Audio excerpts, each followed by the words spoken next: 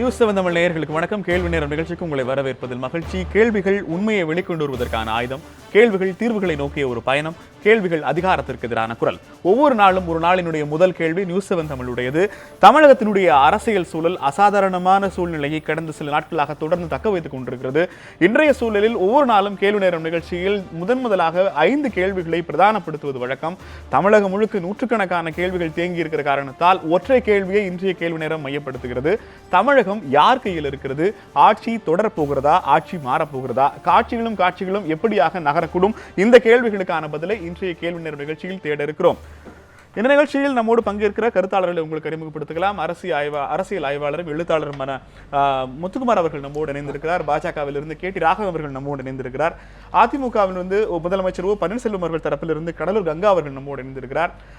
மற்றும் இந்த சட்டப்பூர்வமான இன்று வந்திருக்கிற தீர்ப்பு குறித்து நம்மோடு அலசுவதற்காக டெல்லியிலிருந்து ஓய்வு பெற்ற நீதியரசர் கற்பக விநாயகம் அவர்கள் டெல்லியிலிருந்து நம்மோடு இணைந்திருக்கிறார். இது மட்டுமின்றி அதிமுகவினுடைய சசிகலா தரப்பு பிரிவிலிருந்து வழக்கறிஞர் புகழேந்தி அவர்களும் நம்மோடு இணையிருக்கிறார். நிகழ்ச்சியில் பங்கேற்கிற நாள் வரையும் இந்த நிகழ்ச்சிக்கு வழங்கி வரவேற்கிறோம்.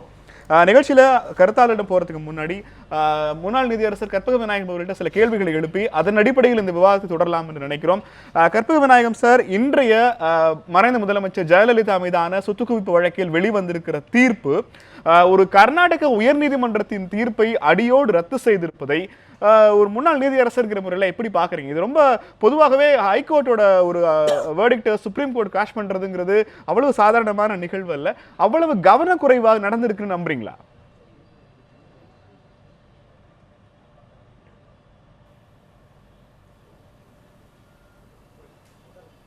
வணக்கம். இந்த தீர்ப்பை பற்றி நான் சொல்வதற்கு முன்னால் விடுதலைக்கு மேலான மேல்முறையீட்டுக்கும் தண்டனைக்கு மேலான மேல்முறையீட்டுக்கும் உள்ள வேறுபாட்டை நான் விளக்க விரும்புகிறேன். அப்பீல் அகென்ஸ்ட் அக்யூட்டல் அப்படிங்கிறது it is very difficult to interfere இந்த அப்பீல் அகென்ஸ்ட் அக்யூட்டல். எப்போ அப்பீல் அகென்ஸ்ட் அக்யூட்டல் இன்டர்ஃபியர் பண்ணலான்னா, அந்த அக்யூட்டலுடைய ரீசன்ஸு பெர்வர்ஸாக இருந்தால், தப்பாக இருந்தால், மிஸ்ரீடிங்காக இருந்தால், எவிடன்ஸே இல்லாமல் ஒரு தீர்ப்பை கொடுத்துருந்தால் அப்போ தான் இன்டர்ஃபியர் பண்ண முடியும். அது ஒன்றும். ரெண்டாவது, அப்பீல் அகென்ஸ்ட் அக்யூட்டலில் ராங் ரீசனிங்ஸையும் கொடுத்தா கூட கரெக்ட் ரீசனிங்ஸை கண்டுபிடிச்சு அது கன்க்ளூஷன் கரெக்டுன்னு சொன்னால் கூட அந்த அக்யூட்டலில் கன்ஃபார்ம் பண்ண முடியும். ஆனால் இந்த தீர்ப்பை படிக்கிற போது எனக்கு கிடைச்ச ஒரு கான்செப்ட் என்னென்னா, லா இஸ் எபோவ் எவ்ரி ஒன். அதுதான் எனக்கு கிடைச்ச தீர்ப்பு. அதாவது எப்படின்னா, இந்த தீர்ப்பு இப்போ தான் அண்மையில் ஒரு 4 மணி 5 மணி தான் கையில் கிடச்சிது. நான் ஒரு ஜஸ்ட் அவுட்லைன்ஸ் தான் பார்க்க முடிஞ்சுது. இந்த தீர்ப்பை பார்க்குற போது எனக்கு என்ன தெரியுதுன்னா, குன்ஹாவுனுடைய ஜட்ஜ்மெண்ட்டை அப்படியே கன்ஃபார்ம் பண்ணியிருக்காங்க. குன்ஹாவுனுடைய ஜட்ஜ்மெண்ட்டு, ட்ரையல் கோர்ட் ஜட்ஜ்மெண்ட்டை அப்படியே கன்ஃபார்ம் பண்ணியிருக்காங்க. ஏன்னா அவர் மைன்யூஸ்ட் டீட்டெயில்ஸு, நிட்டி கிரிட்டி டீட்டெயில்ஸு, எப்படி என்ன ஏதுங்கிறத அலசி ஆராய்ஞ்சு பண்ணியிருக்காரு. அதை அப்படியே மறுபடியும் அசஸ் பண்ணியிருக்காரு. இது ஒன்று. ரெண்டாவது, ஏன் தப்பு, ஏன் அப்பலேட் கோர்ட்டினுடைய ஜட்ஜ்மெண்ட் தப்புங்கிறதுக்கு உள்ள காரணங்களையும் சொல்லியிருக்காங்க. ஃபேக்ட்ஸை பார்க்கும்போது ரொம்ப ஷாக்கிங்காக இருக்குது. 2 company, Jaya enterprises, Sasi enterprises 2 company, Jaya publications, அதுக்கு பிறகு 6 ஃபார்ம்ஸ் ஆரம்பிச்சிருக்காங்க, அதுக்கு பிறகு 10 ஃபார்ம்ஸ் ஆரம்பிச்சிருக்காங்க, அப்புறம் 32 கம்பெனிஸ் ஆரம்பிச்சிருக்காங்க, 52 அக்கௌண்ட்ஸு இந்தியன் பேங்க்லையும் கனரா பேங்க்லையும் போட்டிருக்காங்க. எக்கச்சக்க பணம். இந்த பணத்தை எப்படி வந்தது? ப்ரிவென்ஷன் கரப்ஷன் ஆக்டில் 13(1)ன்னு இருக்குது. அதாவது வருமானத்துக்கு மீறிய அளவில் சொத்து சேர்த்திருந்தால் அந்த சொத்து எப்படி வந்ததுங்கிற விளக்க வேண்டிய பொறுப்பு அக்யூஸ்டுக்கு உண்டு. அதாவது ப்ராசிக்யூஷன் தரப்பில் ஒரு குற்றச்சாட்டு வைத்திருந்தால் it is for the prosecution to prove the offence beyond reasonable doubt. அது கான்செப்ட். ஆனால் ப்ரிவென்ஷன் கரப்ஷன் ஆக்டை பொறுத்த வரைக்கும் வருமானத்துக்கு மீறிய சொத்துன்னு ப்ரூவ் பண்ணால் போதும். ஆனால் அந்த சொத்து எப்படி வந்ததுங்கிறத ப்ரூவ் பண்ண வேண்டியது, எஸ்டாப்ளிஷ் பண்ண வேண்டியது அக்யூஸ்டுக்கு உண்டு. இது என்ன பண்ணுறாங்கன்னா, ட்ரையல் கோர்ட்டில் குன்ஹா ஜட்ஜ்மெண்ட்டு ஒவ்வொரு பாயிண்ட்டையும் எடுத்து வச்சு இவ்வளவு அதிகமான சொத்து செய்திருக்காங்க, அதிகமான சொத்துக்கு விளக்கம் இல்லை, ஆகையினால கன்விக்ஷன் சொல்லியிருக்காங்க. அதுக்கு பிறகு அப்பீலில் என்ன பண்ணியிருக்காங்கன்னா, வருமானத்துக்கு மீறிய சொத்து இருக்கு, ஆனால் 8.12% தான் இருக்கு. 10% வரைக்கும் இருக்கலாம் சுப்ரீம் கோர்ட் ஜட்மெண்ட். 8% 1.2 தான் இருக்கு. ஆகையினால தப்பு இல்லை, அதனால கன்விக்ஷன் செட்டிஸ்ஃபைட் பண்றேங்கிறார். அதை விட இந்த சுப்ரீம் கோர்ட் ஜட்மெண்ட்ல என்ன சொல்றாங்கன்னா, என்னென்ன காரணங்களை ஹைகோர்ட் சொல்லுதோ அந்த ஹைகோர்ட்டுடைய ஒவ்வொரு காரணங்களும் தப்பு தப்பு தப்புன்னு புட்டு வச்சிருக்காங்க. ஒவ்வொரு காரணங்களும் தப்பு அப்படிங்கிற புட்டு வச்சிருக்காங்க. அதாவது அப்பீல் அகென்ஸ்ட் அக்விட்டல் இன்டர்ஃபியர் பண்ணுறது ரொம்ப கஷ்டம். அதுவும் கர்நாடகா ஹைகோர்ட், கர்நாடகா கவர்மெண்ட்டில் போட்ட அப்பீலில் அதை ஜூரிஸ்டிக்ஷனை கொஸ்டின் பண்ணுறாங்க. அந்த கொஸ்டினையும் தாண்டி வேகாட ஜூரிஸ்டிக்ஷன் போய் அதை டீல் பண்ணி ஒவ்வொரு ஆஸ்பெக்ட் ஆஃப் எவிடன்ஸ், அதான் சொல்லுவாங்க நிட்டி கிரிட்டி டீடைல்ஸும்பாங்க ஆங்கிலத்தில், மைன்யூஸ்ட் டீடைல்ஸ். அந்த மைன்யூஸ் டீடைல்ஸை எவ்வளோ, அதாவது 3000 ஏக்கர்ஸ் அக்வயர் பண்ணியிருக்காங்க. Jewelleries, cash, deposit, 52 accounts, bank accounts, Canara bank, Indian bank. வருமானம் வருது, வருமானத்தை காமிக்கிறீங்க, லோன்ஸ் வருது காமிக்கிறீங்க. அதை மீறிய சொத்துக்கள் இருக்கு, அதை மீறிய அசட்ஸ் இருக்கு, அதை மீறிய கேஷ் இருக்கு, அதை மீறிய ஜுவல்லரிஸ் இருக்கு. அதெல்லாம் எப்படி வந்தது? அதற்கான விளக்கத்தை அக்யூஸ் தரப்பில் சொல்லலை. In fact I could recall one incident. இதே ஜட்ஜஸ்ட ஆர்கியூ பண்ணும்போது சில கேள்விகளை வச்சாங்க கர்நாடகா கவர்மெண்ட்டில். மீறிய சொத்துக்கள் இருக்கலாம், ஆனால் அந்த சொத்துக்கள் தவறான முறையில் வந்திருந்தா தான் நீங்கள் குற்றம் சாட்ட முடியும்னு சொன்னாங்க. அப்போ என்ன சொன்னாங்க, ஒரு பெரிய ஒரு கிரிட்டிசிசம், பாருங்கள் ஜட்ஜஸ் வந்து இப்படி முடிவு பண்ணிட்டாங்க அப்படின்ட்டு. Judges pudding a question for clarification. It gives an opportunity to the accused persons or a prosecution to explain the position. ஆனால் இந்த Prevention of Corruption Act 13(1)ஐ பொறுத்த வரைக்கும் சொத்துக்கு வருமானத்துக்கு மீறிய அளவில் பணம் இருந்ததுன்னா, அசட்ஸ் இருந்ததுன்னா, ஜுவல்லரிஸ் இருந்ததுன்னா, கேஷ் இருந்ததுன்னா அது எப்படி வந்ததுன்னு நிரூபிக்க வேண்டிய பொறுப்பு, நியாயமான முறையில் வந்ததுன்னு நிரூபிக்க வேண்டிய பொறுப்பு அக்யூஸ்டுக்கு மட்டுமே உண்டு. ஆனால் சொல்லுவாங்க prosecution has to prove this case beyond reasonable டவுட்டுமாங்க. ஆனால் accused need not prove reasonable doubt, but accused has given a satisfactory explanation. அந்த எக்ஸ்பிளனேஷன் இல்லைன்னு தான் குன்ஹாவனுடைய ஜட்மெண்ட்டு. ஆனால் அந்த ஜட்மெண்ட்டினுடைய ரீசன்ஸ் எல்லாம் கன்சிடர் பண்ணாமல் அப்பலேட் கோர்ட்டில், ஹைகோர்ட்டில் அவங்க என்ன பண்ணியிருக்காங்கன்னா, நோக்கப்படி 8.12 தான் வருது அப்படிங்கிற முடிவு வந்திருக்காங்க. அந்த முடிவு தப்பான முடிவுன்னு சுப்ரீம் கோர்ட் முடிவு வந்திருக்கு. ஆகையினால சுப்ரீம் கோர்ட்டினுடைய ஜட்மெண்ட் 563 பக்கங்கள், 544 பேராகிராஃப்ஸ் இருக்குது. இவ்வளவு டீட்டெயில்ஸும் குன்ஹாவனுடைய ஜட்மெண்ட்டை ஒவ்வொரு காரணங்களையும் எடுத்து வச்சு எப்படி அந்த காரணம் சரியான காரணம் விளக்கியிருக்காங்க. அதே மாதிரி அப்பலேட் கோர்ட்டினுடைய காரணங்களை வச்சு அந்த காரணங்கள் எப்படி தப்புன்னு விளக்கியிருக்காங்க. இதை கம்ப்ளீட்டாக மிஸ்ரீடிங் ஆஃப் தி எவிடன்ஸ். 8.12ங்கிற கம்ப்யூட்டேஷன் தப்பு அப்படின்னு இருக்காங்க. அதாவது இதை பார்க்குற போது எப்படின்னா, ஒரு Himalayan task, supreme court has establish supremacy, அதாவது ட்ரூத் வில் ப்ரிவைல்பாங்களே, அதுதான் நடந்திருக்கு. அதாவது எந்த மெட்டீரியல்ஸ், அது எந்த பார்ட்டி அந்த பார்ட்டிங்கிற இதே வேண்டாம், என்ன ஆளுங்கிறது வேண்டாம், இந்த மெட்டீரியல்ஸு இது கவனமாக பார்த்தால், கவனமாக அசஸ் பண்ணோம்னா அந்த மெட்டீரியல்ஸு போதுமா, கன்விக்ஷன் பண்ணுறதுக்கு போதுமா அப்படின்ட்டு முதல்ல என்ன பண்ணாங்க, ஒரு விதமான ஒரு ஹேஷியம்.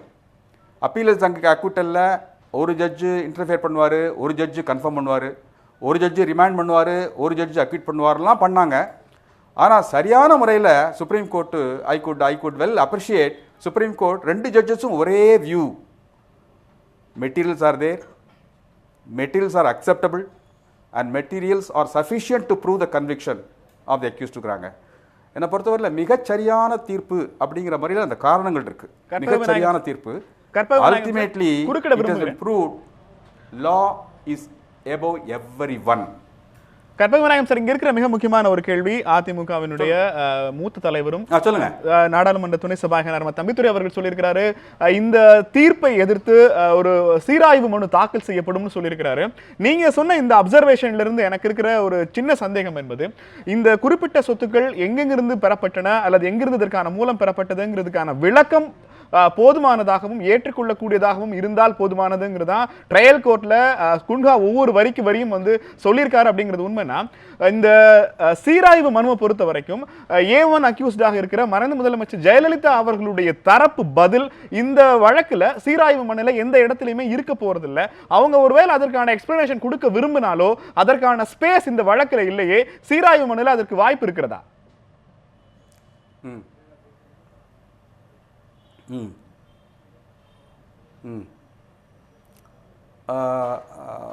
ரெண்டு aspects. One is how a review petition will be maintainable as against the conviction.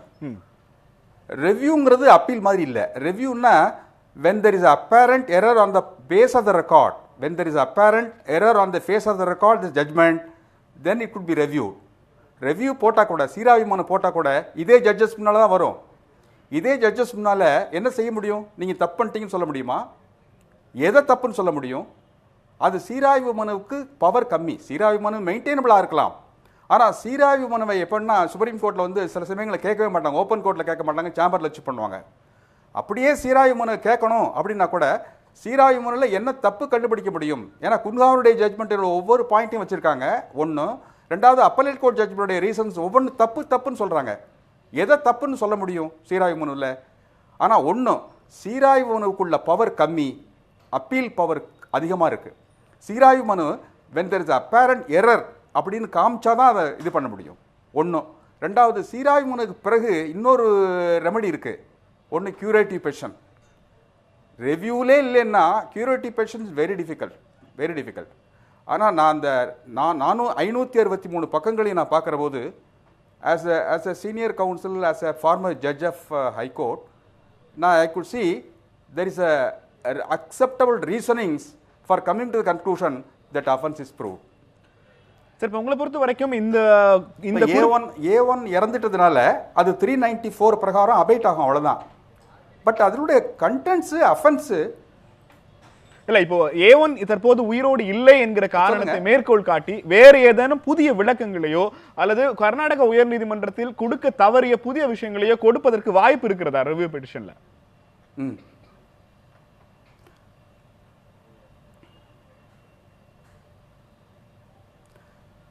என்ன கேட்டால் அதுக்கு டைரக்டான பதில் வாய்ப்பு இல்லை என்று தான் கருதுகிறேன், என்னுடைய கருத்து. ஏன்னா A1 வந்து cannot be convicted because appeal has been abated.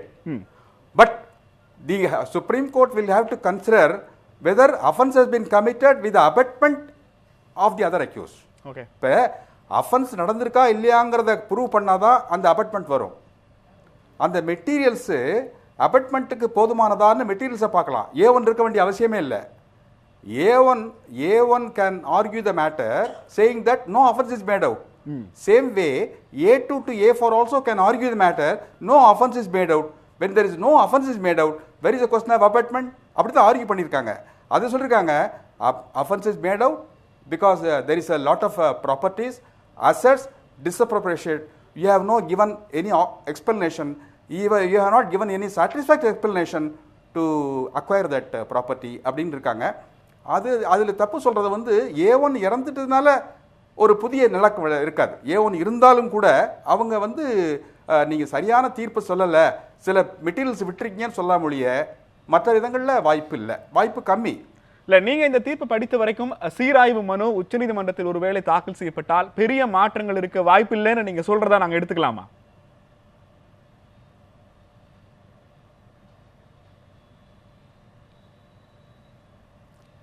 எனக்கு சீராய்வு மனுவுக்கு அதிகமான சீராய்வு மனு ஏற்கப்படலாம், விசாரணைக்கு உரியதாக ஆக்கப்படலாம்.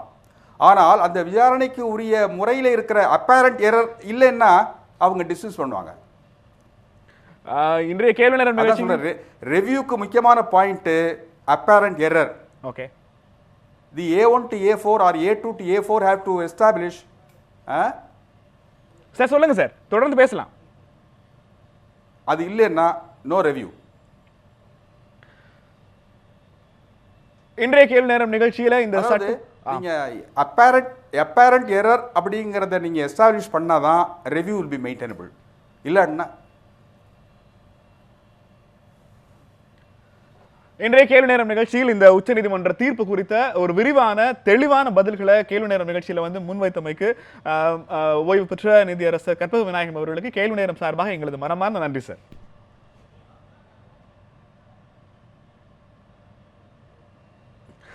இந்த தெளிவான சட்ட ஆலோசனைகளுக்கு பிறகு இந்த நிகழ்ச்சியை தொடர்வதில்லை மகிழ்ச்சி.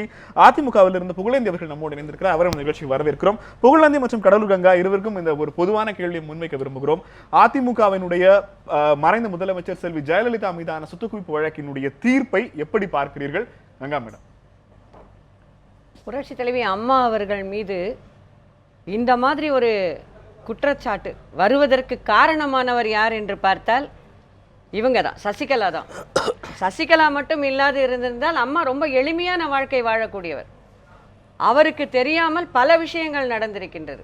உதாரணத்துக்கு கங்கை அமரன் அவர்கள் சொன்னார்கள், என்னுடைய சொத்து வாங்கும் பொழுது புரட்சி தலைவி அம்மா அவர்களுக்கு வேண்டும், அவர் உங்களது பங்களாவின் மீது ஆசைப்படுகிறார் என்று கூறி மிரட்டி அழைத்து வந்து அதுக்கு பிறகு கையெழுத்து வாங்கினாங்க. கையெழுத்து வாங்கும்போது அம்மா வருவாங்கன்னு நான் எக்ஸ்பெக்ட் பண்ணேன். பட் ஆனால் அம்மா வரல, சசிகலா தான் வந்தாங்க அப்படின்னு அவரே ஸ்டேட்மெண்ட் கொடுத்துருக்காரு. இது போல் பல சொத்துக்கள் அம்மாவுக்காக வாங்குகிறோம் என்று சொல்லி இந்த கும்பல் வாங்கி அவரை அக்யூஸ்ட் 1 ஆக்கியிருக்கிறார்கள். இதுதான் உண்மை. இப்போ உங்களை பொறுத்த வரைக்கும் இந்த வழக்கினுடைய பிரதான குற்றவாளியாக மறைந்த முதலமைச்சர் ஜெயலலிதா இருந்தாலும் அதற்கு காரணம் அவர் இல்லைங்கிறீங்க. ஆமா. புகழேந்தி சார், உங்களை பொறுத்த வரைக்கும் இந்த தீர்ப்பை எப்படி பாக்குறீங்க? பன்னீர்செல்வம் ஆதரவாளர்கள் சசிகலாவிற்கு எதிரான தீர்ப்பாக சித்தரிப்பதை அதிமுக எப்படி பார்க்கிறது? The Director of Vigilance Anti-Corruption filed the case 1996. அன்பு சகோதரி அவர்கள் சொன்னாங்க, பட் கேஸை ஃபைல் பண்ணும்பொழுது அம்மா, இப்போது இருக்க கழகத்தினுடைய பொதுச் செயலாளர் சின்னம்மா, 2 கேஸுகள் CC 208 and 209 London case and இந்த வழக்கு, 2 வழக்குகளும். இதை செய்யும் பொழுதே இந்த சொத்துக்களுக்கு அதிபதிகள் எல்லாம் சொல்லி இந்த 4-5 பேரையும் காமிச்சு தான் இந்த கேஸை ஃபைல் பண்ணியிருக்காங்க. இப்போது அன்பு சகோதரி சொல்கிற மாதிரி கங்கை அமரன் இன்னைக்கு சொல்லலாம், இவங்கெல்லாம் அம்மா இருக்கும் பொழுதே சொல்லியிருந்தால் நல்லா இருந்திருக்கும். நீங்கள் தீர்ப்பை பற்றி பேச முடியாது, தலைவணங்கி ஏற்றுக்கிறோம். இதை தான் பொதுச் செயலாளர் நேற்று சொல்லியிருக்காங்க, எந்த தீர்ப்பாக இருந்தாலும் ஏற்றுக்கொள்கிறோம் நாம் என்று. இனி முகத்தோடு வரவேற்கிறேன்னு சொல்லியிருக்காங்க. So no comments. இப்போ முடிஞ்சது. ஜஸ்டிஸ் குமாரசாமி ஜட்ஜ்மெண்ட் கொடுத்தாங்க, அதுக்கு பின்னாடி சுப்ரீம் கோர்ட் போச்சு. இந்த கேஸினுடைய இன்வால்மெண்ட் கிட்டத்தட்ட 13-14 வருஷமாக இருக்குது சார். இதில் கண்டினியூஸாக ஒரு உதாரணம் சொல்லணும்னா, இல்லை, இப்போ இந்த தீர்ப்பை அதிமுக ஏற்கிறதா மறுக்கிறதா? உச்சநீதிமன்ற தீர்ப்பை மதிக்கணுங்கிறது முதல் பட்சம். என்னுடைய கேள்வி, அதிமுக இந்த தீர்ப்பை ஏற்கிறதா மறுக்கிறதா? உச்சநீதிமன்றத்தினுடைய தீர்ப்பை ஏற்றுக்கொள்கிறோம், அதுல எந்தவித கருத்து. ஏற்றுக்கொள்கிறேன்னா நீங்க அட்மிட் பண்ணிக்கிறீங்க, ஊழல் பண்ணிருக்காங்கிறது அட்மிட் பண்ணிருக்காங்க. ஏற்றுக்கொள்கிறோம். இப்பொழுது நீங்கள் சொன்னீர்கள், நமது டெப்டி ஸ்பீக்கர் தம்பிதுரை அவர்கள் சீராய்வு மனுவை தாக்கல் செய்ய இருக்கிறார்கள், அது மூலியமாக நமக்கு ஒரு வழி கிடைக்கும் என்று சொல்லியிருக்கிறார்கள் என்று நீங்கள் இப்பொழுது சொல்லி நான் கேள்வியுற்றேன். ஆனால் நான் என்ன சொல்ல வருகிறேன் என்று சொன்னால், இந்த வழக்கினுடைய தன்மை முழுவதுமாக எனக்கு தெரியும். ஆனால் அனைத்து இந்திய அண்ணா திராவிட முன்னேற்ற கழகத்தினுடைய உண்மையான தொண்டன் யாரும், அம்மா மீது குற்றம் சாட்டப்பட்டிருக்கிறது, அம்மாவையும் குற்றவாளி என்று சொல்லியிருக்கிறார்கள். அதை டிஸ்சார்ஜோ இல்லை அது தனியாக ஒதுக்கப்பட்டோ இல்லை. மிக நீங்கள் கவனமாக அதை பார்க்கணும் தயவு செஞ்சு. ஏன்னா வானோங்கிய புகழுக்குரிய தலைவியை, மக்களால் மறக்க முடியாத ஒரு நெஞ்சங்களிலே நீங்காத இடத்தை பெற்ற தலைவியை இன்றைய தினம் கிடைத்த தீர்ப்பு மூலம் வேறு விதமாக பார்ப்பதற்கு அனைத்து இந்திய அண்ணா திராவிட முன்னேற்ற கழகம் தயாராக இல்லை, மக்கள் ஏற்றுக்கொள்வதாகவும் இல்லை. ஸோ இது நீண்ட நெடிய பயணமாக 16 ஆண்டுகளாக தொடர்ந்து நடைபெற்ற வழக்கு. இந்த வழக்கிலே வழக்கு மன்றத்திலே என்னுடைய கண்ணெதிரே சொன்னார்கள் இந்த பொதுச் செயலாளர், இப்பொழுது இருக்கின்ற பொதுச் செயலாளர் சின்னம்மா அவர்கள், இந்த வழக்கை நாங்கள் எதிர்கொள்கிறோம், இங்கே இருக்கின்ற அம்மா அவர்களுக்கு இந்த வழக்கிலே சம்பந்தம் இல்லை என்று சொன்னார்கள். 313 ஸ்டேட்மெண்ட் 313 அவங்கள தான் சொல்றாங்க. இந்த வழக்குல ஜெயலலிதா அவருக்கு சொன்னதே அவங்க சொன்னாங்கன்னு சொல்ல வரேன். அவங்களே சொல்றாங்க, ஆகவே இதை நாங்கள் எதிர்கொள்கிறோம் இந்த வழக்கை என்று சொல்லியிருந்தார்கள்.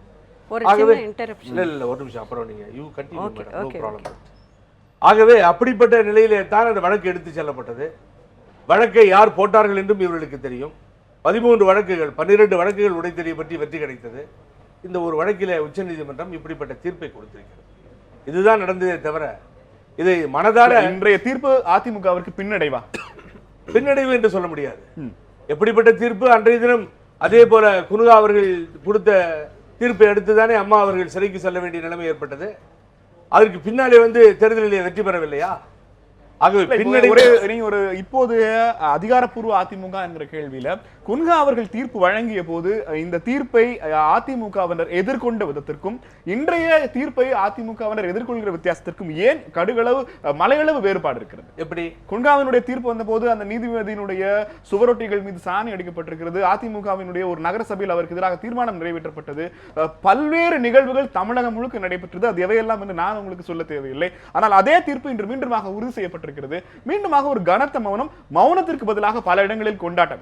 இந்த மாற்றத்துக்கான காரணம் என்ன? அது பாதிக்கலன்னு எப்படி சொல்றீங்க? அம்மா கேம் ஃப்ரம் சென்னை, பெங்களூருக்கு வருகிறார்கள், நீதிமன்றத்துக்கு செல்லுகிறார்கள். காவேரி இஷ்யூ உட்பட்ட பல பிரச்சனைகள் அந்த மாநிலத்துக்கும் இந்த மாநிலத்திற்கும் தொடர்புடையதாக அதிலே எதிர்த்த கருத்துக்களை கொண்டதாக இருக்கிறது. நெவர் எக்ஸ்பெக்டட், அவர்கள் எதிர்பார்த்து கொள்ளாதிருந்த தீர்ப்பை அந்த நீதிமன்றம் வழங்குகிறது. அதை எதிர்பார்க்கவில்லை.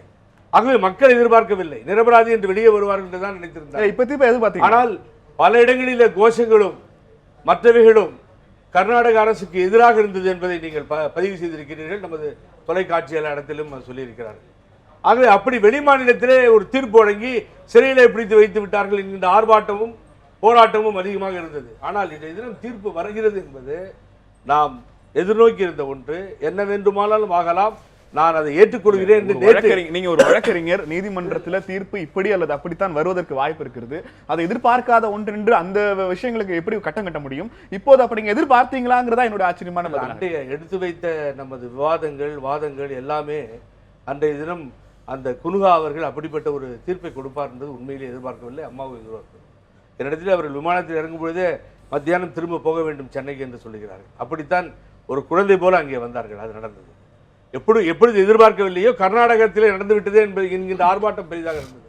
ஆனால் இன்றைய தினம் இந்த பிரச்சனையை விட யார் ஆட்சி அமைப்பது என்கின்ற பிரச்சனை, எங்களுக்குள்ளே இருந்த இவர்களை எல்லாம் அன்பு சகோதரி அருமைக்குரிய பன்னீர்செல்வம் இவர்களை எதிர்கொள்கிற பிரச்சனை பூகம்பமாக போய்கொண்டிருக்கிறது.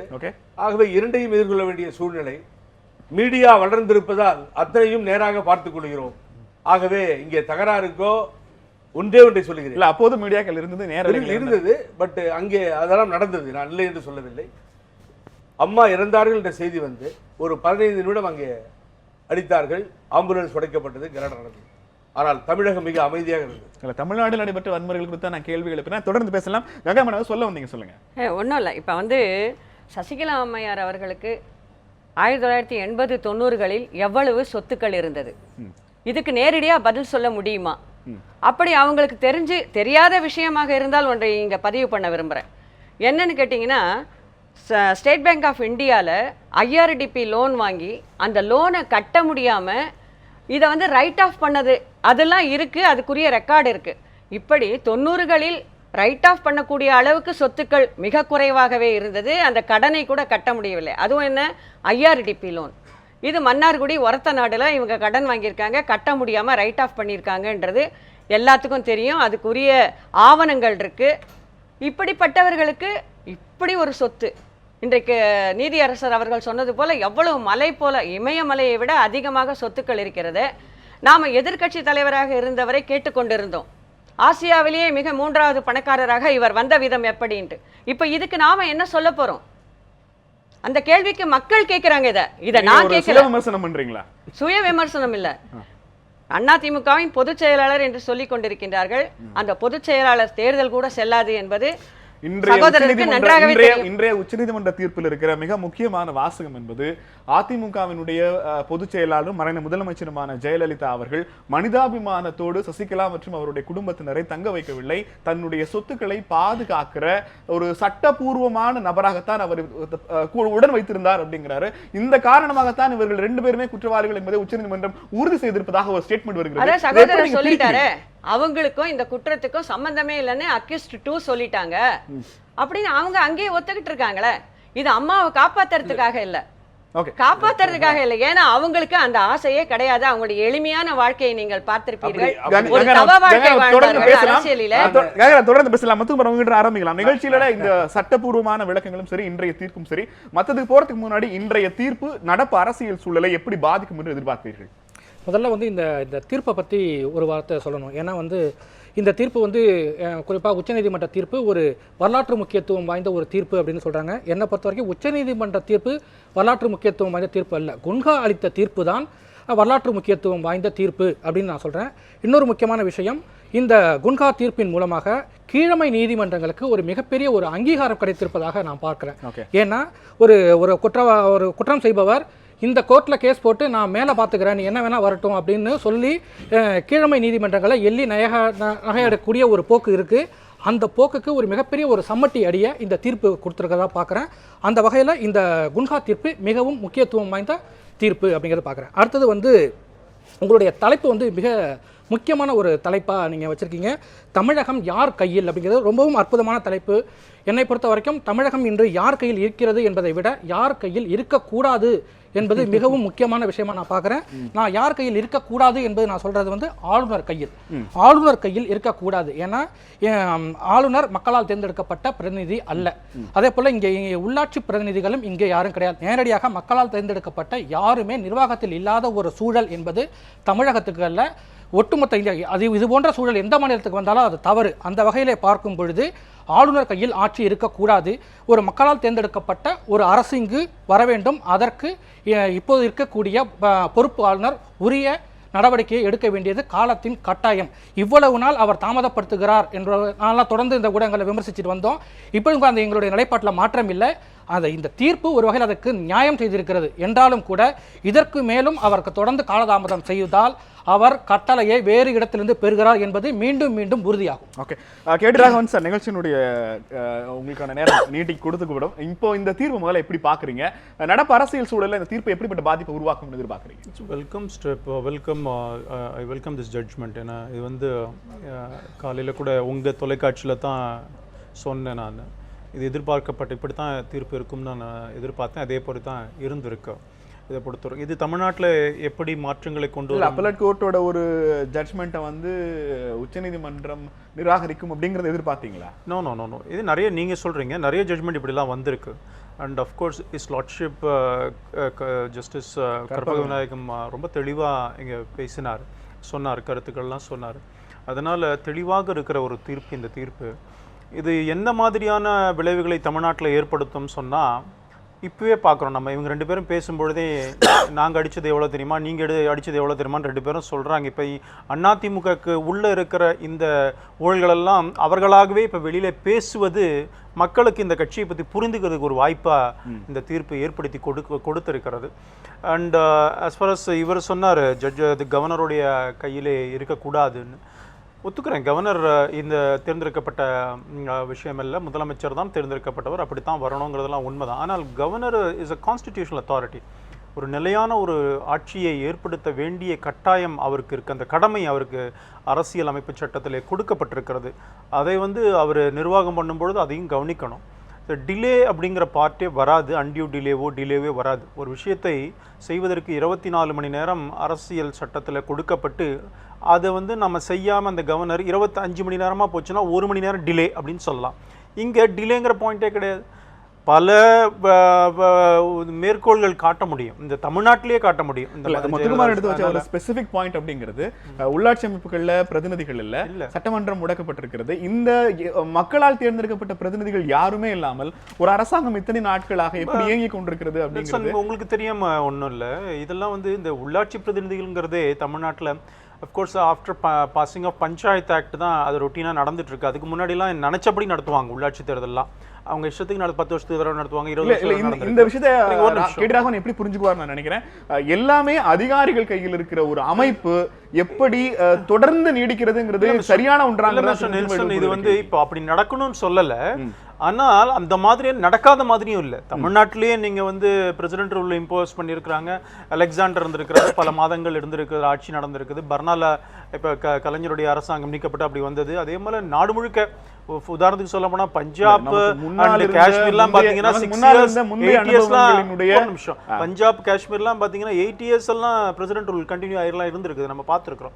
அதனால ஒரு மாநில அதுல வந்து பொறுத்த வரைக்கும் இந்த உதாரணம் எப்படி தொடக்க காலங்கள்ல சட்டப்பிரிவு 355 56 பயன்படுத்தணும்ங்கிற காரணம் இப்போது காட்ட முடியாது. நம்ம ஜனநாயகம் வளர்ந்து இருக்கிறோம், உரையாடல பெருக்கி இருக்கிறோம், சட்டபூர்வமான ஒரு நடவடிக்கைக்காக சில விஷயங்களை நம்ம தவிர்த்து இருக்கிறோம். அதுக்கு சொல்லலைங்க, நீங்க வந்து ஒரு அரசாங்கம் நடப்பதற்கு அதிகாரிகள் நடத்துறாங்க.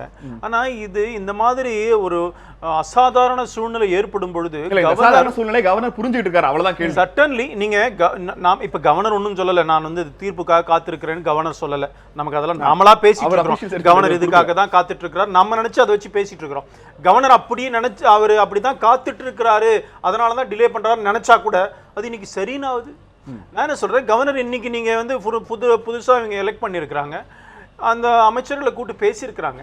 ஸ்டெபிலிட்டி ஆஃப் தி கவர்மெண்ட்டை பார்க்க வேண்டியது அரசாங்கத்தினுடைய ஒரு வேலை, கவர்னருடைய வேலை. கவர்னர் அதை தெளிவாக நிதானமாக செய்து கொண்டிருக்கிறார் என்பது தான் நான் சொல்லுவேன். தொடர்ந்து பேசலாம். தமிழ்நாட்டினுடைய அசாதாரணமான அரசியல் சூழல்களுக்கு இன்று மிகப்பெரிய அளவில் தீனி போட்டிருக்கிறது உச்சநீதிமன்றத்தினுடைய தீர்ப்பு. எப்படியாக காட்சிகள் நகரப் போகிறது, ஆட்சி யார் கையில் இருப்பதற்கான சாத்தியக்கூறுகள் அதிகம். கேள்வி நேரம் ஒரு சிறிய இடைவேளைக்கு பிறகு.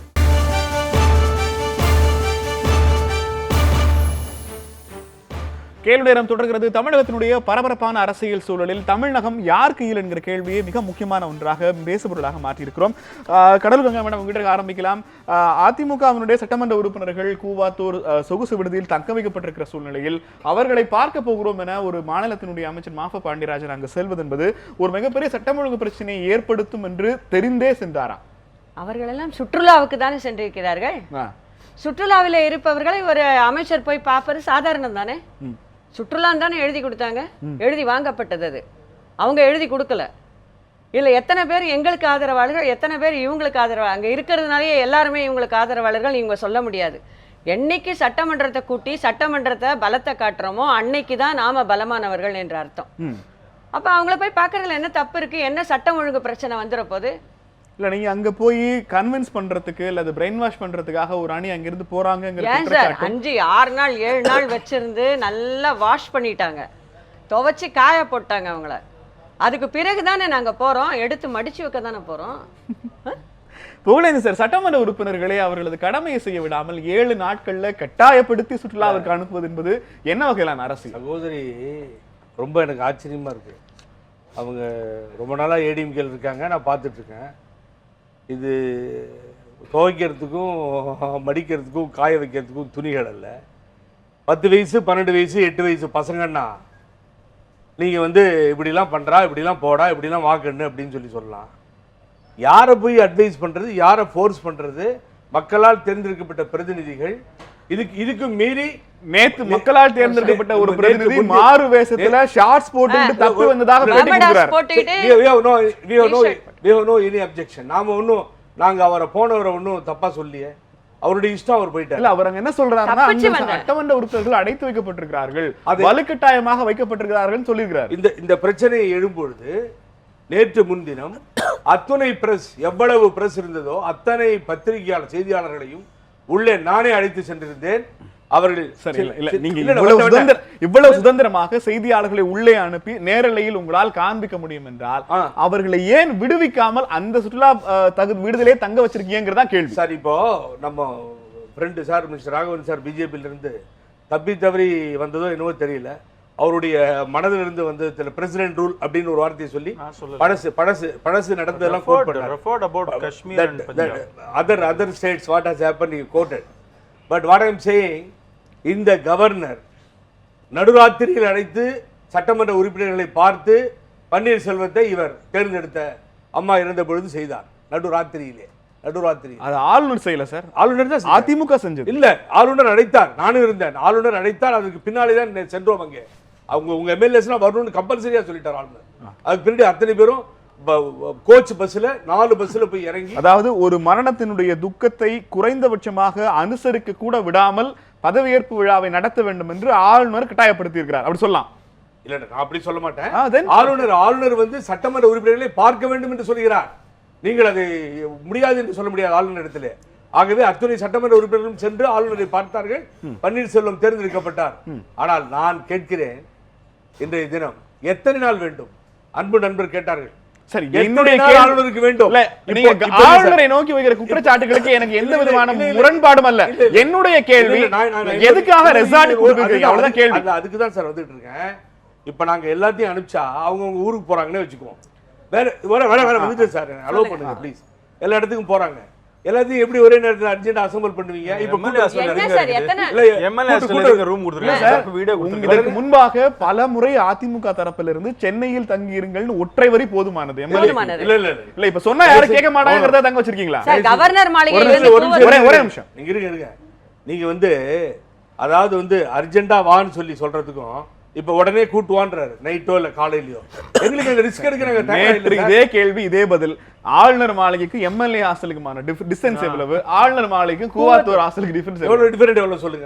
82 கிலோமீட்டர் இது ஒரு 15 கிலோமீட்டர் கூட இருக்காது. பக்கத்துல கூப்பிட்டோனே போறதுக்காக நீங்க தங்க வச்சிருக்கீங்கன்னா எது சார் கூவாத்தூர் வரைக்கும் போகணும்? இது இப்படியே கேக்குறேன், என்ன பாதிப்பு இதனால உங்களுக்கு?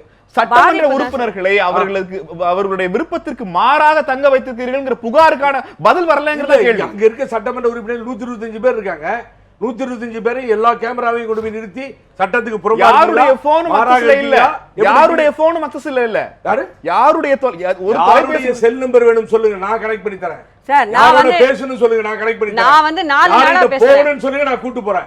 அவங்க ஒரு எம்எல்ஏ கிட்ட பேசணும்னு சொல்றாங்க. 4 நாளா நான் எங்க மாவட்ட செயலாளர் எம்எல்ஏ அவர்களிடத்துல பேசுவதற்கு போட்டுட்டே இருக்கேன். சகோதரி என்னன்னு கேட்டீங்கன்னா சார் ஒண்ணு இல்ல சார். ஒரு நிமிஷம் ஒரே நிமிஷம் நான் கேள்வி கேட்றேன். அவங்க சுதந்திரமாக இருக்கிறார்கள், செல்போனை பயன்படுத்துறாங்கன்னா ஒரே ஒரு போன் பண்ணா உங்களுக்கு போட்டு கொடுங்க, அவங்க பேசுறாங்களான்னு பாப்போம். ஒரு நிமிஷம் இவங்க கூடிய வரட்டுமே. என்ன போய் நான் வர மாட்டேன். கூட வர நான் வந்து அனுமதிக்கிறீங்க. போன்ல போன் கேக்குறேன். பண்ண ஏன் அனுமதிக்கிறது இல்ல? கூட்டியே போறேங்க. சார், ஜாமர் ஏன் போன் பண்ண அனுமதிக்கிறது இல்ல? சார் ஜாமர் போட்டாங்க சார்ங்க. போன் பண்ண ஏன் அனுமதிக்கிறது தப்பா இல்ல? பேச கூடாது மேடம். அங்க இருக்கிற மக்கள்லாம் எதிர்த்தாங்களா இல்லையா? மிஸ்டர் தோப்பு வெங்கடாச்சலம் பேசுறாரு. புகழேந்தி சார், நான் பேசிக் கொண்டிருப்பதை லட்சக்கணக்கான மக்கள் பார்த்துக் கொண்டிருக்கிறார்கள். உங்களுடைய ஒப்புதல் வாக்குமூலம் என்பது அவங்க நேரா கூட்டு போறாங்க. போன்ல பேச முடியாது. ஒரு நிமிஷம் நான் என்ன கேக்குறேன்னா, குற்றச்சாட்டுகளை சுமர்த்த வேண்டும் என்றே தீர்மானம் செய்து அந்த சட்டமன்ற உறுப்பினர்களை அழைத்து போய் காண்பித்தும் இவங்க தான் பாருங்க அவங்க உட்கார்ந்து சொல்றாங்க, பொதுச்செயலாளர் என்னைக்கு சொல்லுங்க, உங்க டவுட் எல்லாம் கேளுங்க, பேரை கேளுங்க, எல்லாத்தையும் கேளுங்கன்னு சொல்ல வைக்கப்படுகிறார்கள். சொன்னாலும் உங்கள் தரப்பில் இவ்வளவு நியாயம் இருக்கிற போது இல்ல, உங்க தரப்புல இவ்வளவு நியாயம் இருக்கிற போது ஏன் செல்போன் அணைச்சு வைக்கணும்? அவ்வளவுதான் என் கேள்வி. அணைச்சு வைக்கிறது வந்து இப்ப என் செல்போன் அணைச்சு வச்சு என்ன பண்ணுவீங்க? இப்ப புரோகிராம் போயிட்டு இருக்கு. 125 பேர் ஒட்டுமொத்தமாக தயவு செய்து தொலைக்காட்சியில் டைரக்டா இங்கிருந்து பேசியெல்லாம் இன்டர்வியூ எடுத்திருக்கீங்க. மிஸ்டர் கலைராஜன் வேற தொலைக்காட்சியில உட்கார்ந்து அந்த பாத்தீங்க. அவங்க என்ன கேக்குறாங்க, நான் ஒரு எம்எல்ஏ கிட்ட பேசணும்னு சொல்றேன், போனை போட்டு கொடுங்கன்னு சொல்றாங்க. நானே கூப்பிட்டு போறேன்றேன், போனை விடுங்க, இது போயிட்டு இருக்கு. ஏன் இப்ப போன்ல பேசினா என்ன? இல்ல இப்ப போன்ல பேசினா என்ன? சார் ஏன் செல்லுல புகழேந்தி போட்டு அவர்கள் சார். புகழேந்தி அவர்கள் சொல்ற எம்எல்ஏ கிட்ட பேசலாம், கங்கா அவர்கள் சொல்ற எம்எல்ஏ கிட்ட பேச முடியாதுங்கறத பிரச்சனை. நியூஸ் 7ல இருந்து ஒரு ஆள் அனுப்புங்க, இவங்களே அனுப்புங்க, நானே கூட்டி போய் வேண்டாம். நீங்க வந்து ஏற்பாடு பண்ணவரு, உங்ககிட்ட எல்லாரும் பேசுவாங்க. எதுக்கா உங்கள்ட்ட பேசுறோம்? ஆனா எங்க ஆமா சார், ஒரு தொகுதி முத்துக்குமார் சார், இந்த அரசியல் சூழ்நிலை என்பது தமிழகத்திற்கு ஒன்றும் புதிதானதும் அல்ல. ரெசார்ட்டில் எம்எல்ஏக்கள் ஒரு சேர தங்க வைக்கப்பட்டிருப்பதும். ஆனால் இதை சட்டப்பூர்வமாக கேள்வி கேட்பதற்கோ ஒரு வாக்காளர் தன்னுடைய எம்எல்ஏவை தொடர்பு கொள்ள முடியாமல் இருக்கிற சூழ்நிலைக்கும் ஏற எந்த சட்டப்பூர்வமான விஷயமும் பண்ண முடியாதா? இந்த அரசியல் இப்படித்தான் நடக்குமா? நீங்கள் சொன்னது போல் கடந்த காலங்கள்லேயும் அந்த மாதிரியான உதாரணங்கள் இருக்குது. அதற்கான உதாரணம் வந்து வெகு தூரம் போக வேண்டாம், அதிமுக விட்டையே இருக்குது. ஏன்னா வந்து அதிமுக எம்எல்ஏக்கள்லாம் ஒரு பேருந்தில் ஏற்றி பாரத தரிசனம்ங்கிற பேரில் சுற்றி வந்து தமிழக இந்தியாவையே சுற்றி பார்த்துட்டு வந்துட்டு கரெக்டாக அந்த ஃப்ளோரில் டெஸ்ட் நடக்கிற அன்னைக்கு வந்து அவங்க வந்ததெல்லாம் வந்து நம்ம பார்த்துருக்கோம். அடுத்தது வந்து சகோதரி சொல்லும்போது என்ன சொன்னாங்கன்னா, எம்எல்ஏக்கள்லாம் வந்து சுற்றுலா வந்திருக்கிற எம்எல்ஏக்கள்லாம் வந்து நாங்கள் வந்து மொபைலில் அணைச்சி வச்சுருக்காங்கன்ட்டு. ஆனால் ஒரு 2 மணி நேரத்துக்கு முன்னாடி மஃபா பாண்டியராஜன் அவர்கள் முதலமைச்சர், அதாவது அந்த அன்னைக்கு வந்த முதல் அமைச்சர், அவர் என்ன சொல்கிறாருன்னா, எல்லா எம்எல்ஏக்களுக்கும் வந்து மொபைலில் இருக்குது, அவங்க வந்து செய்ய வேண்டியது இப்போ ஒரே ஒரு காரியம்தான், எனக்கோ அல்லது முதலமைச்சருக்கோ எஸ்எம்எஸ் அனுப்புனா போதும், உங்களை வந்து நாங்கள் மீட்டு சென்றுடுவோம் அப்படிங்கிற ஒரு கருத்தை வந்து ஒரு லைவில் ஒரு பேட்டியில் சொல்கிறார். அப்படின்னா அதனுடைய அர்த்தம் என்ன? சுற்றுலா சென்றவங்களை போய் பார்க்க போனேன் அப்படின்னு இவங்க சொல்கிறாங்க. ஆனால் மஃபா பாண்டியராஜன் என்ன சொல்கிறாருன்னா, எஸ்எம்எஸ் அனுப்பிச்சா போதும், நான் வந்து உங்களை கூட்டு வந்துடுவேன் அப்படின்னு அவர் சொல்றாரு. இந்த குளறுபடி என்னங்கிறத வந்து அவங்க தான் தெளிவுபடுத்தணும். அதுதான் வந்து இந்த அரசியல் குளறுபடிகளுக்கு மிக மிக முக்கியமான ஒரு புள்ளியான. என்னுடைய கேள்வி, சட்டப்பூர்வமாக இதற்கான பதில் கிடைக்காத ஒரு இங்க சமூக வலைதளங்கள்லயோ அல்லது பொதுத்தளங்கள்லயோ ஊடகங்கள்ல பொதுமக்கள் சந்திக்கிற போது எங்க தொகுதி எம்எல்ஏ காணலன்னு கம்ப்ளைண்ட் பண்றாங்க, ஹேபியஸ் கார்பஸ் பெட்டிஷன் ஃபைல் ஆகுறது, மொபைலை நாங்க ட்ரை பண்ணி பார்க்கறோம் கிடைக்கலங்கிறாங்க.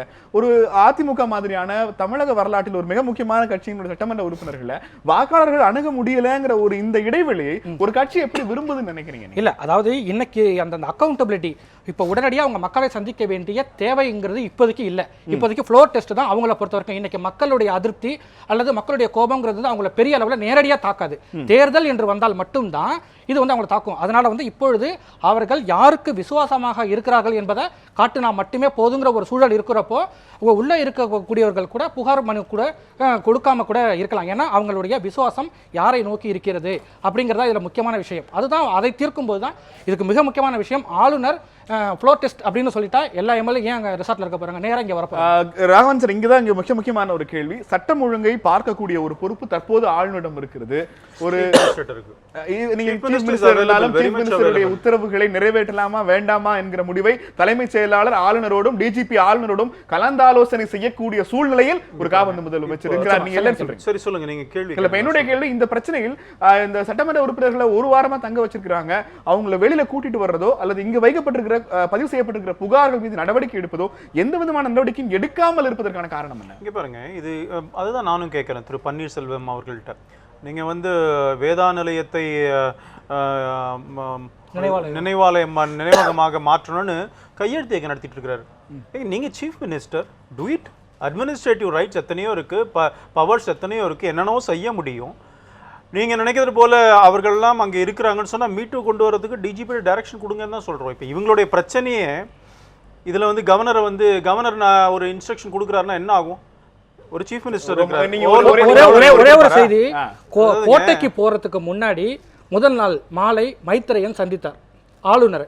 அதற்கு மறுநாள் முதலமைச்சர் கோட்டைக்கு போகிறார். இது ரெண்டுத்துக்கும் என்ன தொடர்புங்கிறத வந்து சொல்லணும். அதாவதுங்க, கவர்னர்கிட்ட யார் அப்பாயின்மெண்ட் கேட்கறாங்களோ கொடுத்துட்டு போறாரு. இப்ப இது கவர்னர் வந்து சந்திக்கிறதுக்கெல்லாம் நீங்க வந்து ஒரு வாதத்துக்கு வருவோமே, டிஜிபி அந்த தலைமைச் செயலாளர் முதலமைச்சர் சொல்வதை கேட்பார்கள் என்றால் இவங்க ரெண்டு பேரையும் கவர்னர் கூப்பிட வேண்டிய அவசியம் இல்லைங்க. கவர்னர் வந்து கூப்பிடக்கூடாதுன்னு ஒண்ணு கிடையாது. இது புது நடைமுறை இல்லை. இன்னைக்கு நீங்க டிவிலாம் பாக்குறதுனால கவர்னர் டிஜிபியை கூப்பிட்டாரு பேசினா நீங்க காட்டுறீங்க.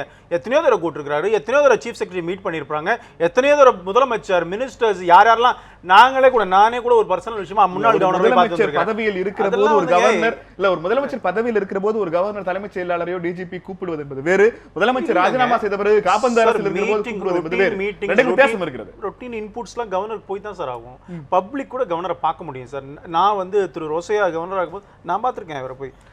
பப்ளிக் பார்க்கிறதெல்ல பிரச்சனை, முடிவுகளை எடுக்கிற சூழ்நிலை தற்போது ஓபிஎஸ் அவர்கள் இல்லைங்கிற போது கவர்னர் அதற்கான உத்தரவுகளை நீங்க வந்து நடவடிக்கை பொது முதலமைச்சர் நடவடிக்கை எடுக்க மாட்டாரு, கவர்னர் புடிச்சு எடுத்துப்பீங்களா? அடுத்து பிரசிடென்ட் கிட்ட போவீங்களா? யாருக்கு அதிகாரம் இருக்கு எடுக்கட்டும். யார் எடுக்கிறத தடுத்தாங்க முதல்ல? சீஃப் மினிஸ்டருக்கு இல்லாத பவரா? பண்ணணும் தான் அவர் காபந்து முதல்வர்.